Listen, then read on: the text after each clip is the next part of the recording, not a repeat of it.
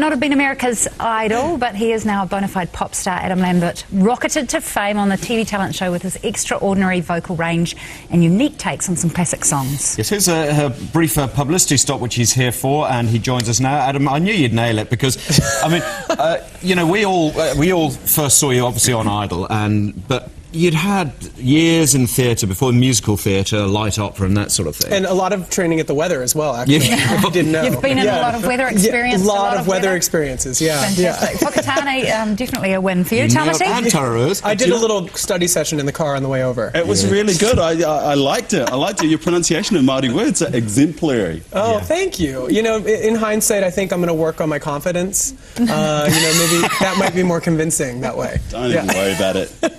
Confidence, something you've not really ever been short of, I would imagine. Well, that certainly came apparent when you entered the Idol competition. But did you set out to become the rock star, or was it initially going to be all about musical theatre, light opera, and that sort of thing? Yeah, I mean, I think when I first started performing at the age of 10, you know, I was a pretty precocious kid. I had a lot of energy, was very imaginative and creative, and my parents wanted to find an outlet for me.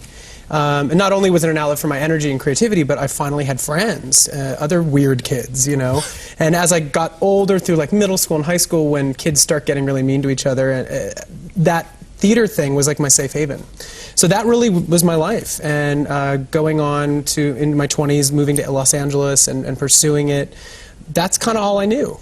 And slowly but surely, as I got to about 25, I thought, theater's cool, it's still cool, but I want to make my own music, and I want to be my own self on stage, and I want to be in charge. I want to call the shots, and I want to create something that people see me creating. So that's why I moved into music. And you've had this incredible, I guess, range of compliments about your voice and the range of your voice. How do you feel about being known for your vocal range? What is the legacy that you want to be remembered for? I mean, I think I'm still trying to figure it out. Yeah. You know, I feel like my career is young still.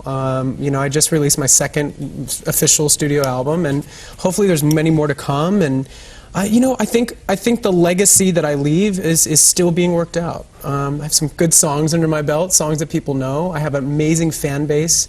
I just met a fan who said, you know, one of the things I love about being your fan is that I have made friends with all these other fans, and there's a community that's been created around my music, and that's one of the best things you could hear. You know, these are the Lamberts, aren't they? The Lamberts, that's your little community of supporters around the world, and we've got them here in New Zealand too. Yeah.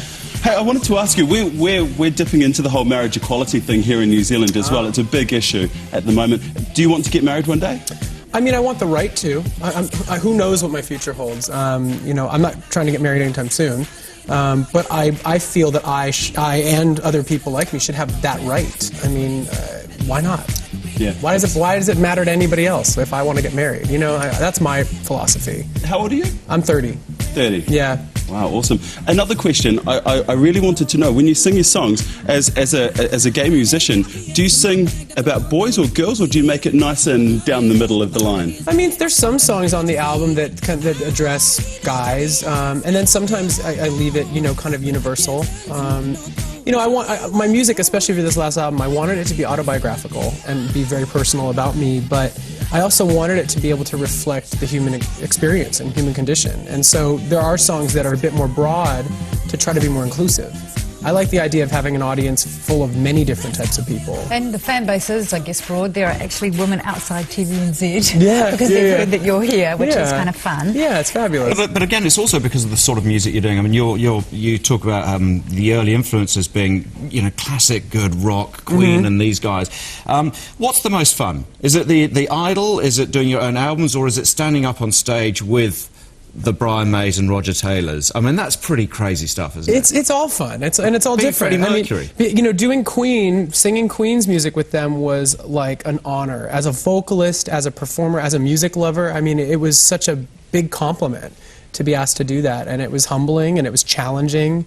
And then I think for me as an artist, as a creative person, I get a lot of, you know, satisfaction from creating an album and writing original music with other writers. So they're kind of two different things, really. But the theatrics must also be important. I mean, Simon Cowell criticised you for being too theatrical once, didn't he? Yeah, and then he loved it. He couldn't get enough of it. And that is an important part of it for you, isn't it? Yeah, I mean, that's who I am. I mean, that's, you know, what coming from theater, it's kind of built in, you know. I don't like to do things small. So that's, that's just me. And do you own it? You own the fact that you were on Idol? Happy you didn't win it? Idol, if I hadn't have done Idol, I wouldn't be sitting here with you guys. I mean, it launched so many opportunities for me. And of course, there is the challenge in the music business of kind of getting out of the shadow of Idol and trying to prove yourself, outside of the show. And that's a continuous battle, but I like battles. I like challenges. Can I just ask you, performed on the final of The Voice in China? I did, yeah. 500 million people as an audience. When they told me the numbers of people watching, I had to ignore it. I was like, please don't talk about it. Please don't talk about it. I'm going to write down our audience numbers right now. This will blow Watch out.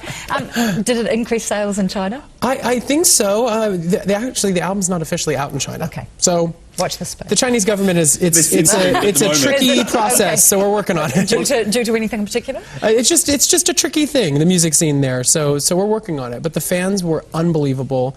Everybody I worked with was incredibly humble and gracious, and I got to sing with a gentleman on the show. He was a finalist, and we sang What Do You Want From Me as a duet. His name is Jung Wei, and he was just an amazing singer and a really good human being. So I had a great experience out there. Fantastic. It was Adam, awesome. it seems to me as though, you've been around a wee while now, but in the time you have been around, it's been about so much more than the music. It's been about the statements you've tried to make, the causes, the charity causes you've tried to promote. It was interesting how you talked about your school days and how you promote the sort of the anti-bullying messages as well. Yeah. A lot of similar things to yourself, Tamachi, the sort of things which you hold important in your life as well, and the things you want to make. But I mean, was it the American Awards where you started grinding on stage and suddenly everyone stood up and said, "Oh, we can't have that"? Yeah, and that was early. That was right after Idol. That was pretty early on. So that was a big moment. A big kind of defining, like, I might be kind of a rebel here, might break some rules or ruffle some feathers, but it's a lot more fun than just kind of going, doing the safe thing all the time. So. And as you say, you like a fight. I like a little struggle. Yeah, it's fun. A little question: do you do your own tweets? Yes, that is me tweeting all over the place, yeah. Okay, so you were tweeting about your album and you made a mistake. You tweeted, did you say it's released today, but in actual fact it was tomorrow? I thought that's got to be you. Because I make mistakes all the time. You kept everyone hanging on the album, didn't you? Yeah, well, we had to push it. It was supposed to be released at one point, and then it got pushed. The music business logistics they're difficult sometimes, but everybody's just trying to do their best. The reason I brought up the mistake is that sense of, if you're owning your fans, if you're doing your own tweets, how do you manage that? How do you manage all the requirements of making the music and publicising the music and then looking after the fans? It's just about interaction. It's about sending stuff out there. I mean, I think, and obviously, if you're doing all this stuff yourself and you're on a busy promo schedule at the same time, I'm bound to make typos and mistakes all the time, or I'll say something that maybe I shouldn't say. I'm human. But it's kind of real, isn't it? Yeah, and that's been my mission with my fans is, what, I'm going to try to keep it as real as possible, be honest, be like a normal human being, and hopefully you like it. Are you living the dream? I think I'm living one version of it, yeah. I mean, I think everybody's path is different, and everybody's reality is different. And I've learned a lot about myself through this personally. I've learned a lot about the business, and I've learned a lot about an amazing group of people, so. We've been asked to wrap, but I just want to ask you, because it winds up the director. You can rap? He's into rap. He loves to rap. You don't want to go there.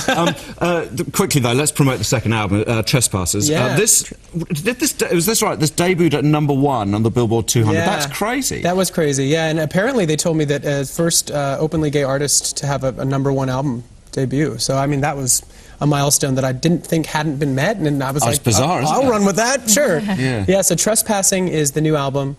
I worked really hard on it. I executive produced it. I helped write a lot of the music on there, and I love it. It's like one half is dance party, pop, funk, dance. Second half is a bit more emotional, vulnerable, real music. So. I want to get into that story about when you told someone to get off their mobile phone during a sensitive part of a song. Yeah, that's the word. When you're trying to sing a really pretty quiet song and someone's like, yeah, I'm in the front row. Yeah, I can see you. Yeah, you're on the phone too. I was like, really? Good on you. Yeah. Adam Lambert, thank you so much for joining us. Thank and all you. the best. Welcome to New Zealand. It's Thank lovely you. to have you. Yes, Good to we'd be love here. to see you again. Please come back. Yeah, I would. play. More weather.